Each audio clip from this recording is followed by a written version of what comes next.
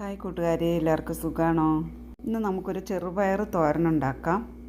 ചെറുപയർ വെള്ളത്തിലിട്ട് കുതിർത്തി കഴുകി വാരി ടിഷ്യൂ പേപ്പറിനകത്ത് പൊതിഞ്ഞ ഒരു ഡപ്പയ്ക്കകത്ത് അടച്ചു വെച്ചാർന്നാണ് 2-3 ദിവസം വെച്ചായിരുന്നു. 3 ദിവസം വെച്ചിട്ട് 4-ാമത്തെ ദിവസം എടുത്തതാണ്. നന്നായിട്ട് മുളച്ചിട്ടുണ്ട്. ചീനച്ചട്ടി അടപ്പത്ത് വെച്ചിട്ടുണ്ട്. അതിലേക്ക് കുറച്ച് എണ്ണ ഒഴിച്ചു കൊടുക്കാം. ലേശം കടുക് ഇട്ട് കൊടുക്കാം. ഉപ്പിട്ട് കൊടുക്കാം. 1/2 കപ്പ് വെള്ളം ഒഴിച്ചു കൊടുക്കാം. ഇന്ന് മിക്സ് ചെയ്യാം. മൂടി വെച്ച് വേവിക്കാം. ഇതിലേക്ക് ചേർക്കാനായിട്ട് 4 പച്ചമുളക്, 2 ചുള ഉള്ളി, 4 സ്പൂൺ തേങ്ങ,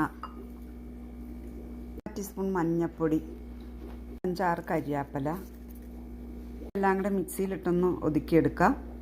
ഒതുക്കിയെടുത്ത തേങ്ങ ഇതിലേക്ക് ചേർത്ത് കൊടുക്കാം. കരിയാപ്പില ഇട്ട് കൊടുക്കാം. കുറച്ച് വെച്ച് മൂടി വെച്ചൊന്ന് വേവിക്കാം. 5 മിനിറ്റ് നേരം ഉപ്പെടുത്ത് വെന്തോന്ന് നോക്കാം. മിക്സ് ചെയ്ത് കൊടുക്കാം. പയറൊക്കെ വെന്ത് വന്നിട്ടുണ്ട്. മിക്സ് ചെയ്യുന്ന സമയത്ത് ഉപ്പൊക്കെ കുറവാണെങ്കിൽ നോക്കിയിട്ട് ചേർത്ത് കൊടുക്കാം.